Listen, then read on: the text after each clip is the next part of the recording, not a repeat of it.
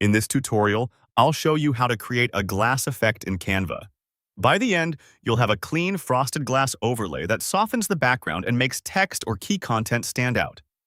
First, open your design in Canva so you're looking at the canvas you want to edit. Next, click Elements on the left sidebar to open Canva's element library. In the search bar at the top of Elements, type square or rectangle, then press Enter. You'll see basic shapes appear. Add the shape to your design by clicking it once, or drag it onto the canvas so it sits over the area you want to highlight.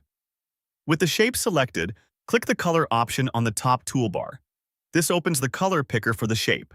Change the color to white. You should see the shape turn solid white on your canvas. Now click Transparency in the top toolbar. This control adjusts how see-through the shape is. Lower the transparency to around 20 to 40. A value near 30% usually gives a subtle glass look without hiding too much of the background. You can fine-tune within that range to match your design. Don't worry, this is non-destructive, and you can adjust it again at any time. Next, click Edit Image. If your goal is to soften what shows through the glass, make sure you first click the background image to select it, then use the Edit Image button in the top toolbar. Apply blur to the background image if needed.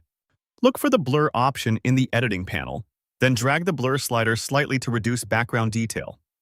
A light blur helps the white, semi-transparent shape read as glass while keeping your layout clear. Keep it subtle so your design remains legible. At this point, adjust the shape size and position to create the glass effect.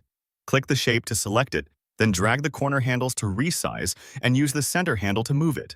Also, place it over the area you want to highlight, behind text, under a button, or as a panel, until the frosted glass look feels balanced on your page.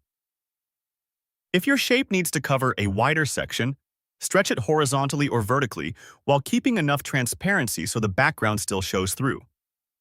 Once that's done, review the overall look.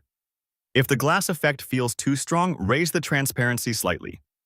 If the background still competes with your content, I'll return to Edit Image on the background and increase the blur a little. Small adjustments here make a big difference, and you can undo changes at any time if you're not happy. That's it. You've created a glass effect in Canva by placing a semi-transparent white shape over your design and, if needed, lightly blurring the background. The effect is now set up and working in your design. For more step-by-step tutorials like this, subscribe and check out the other guides available on the channel.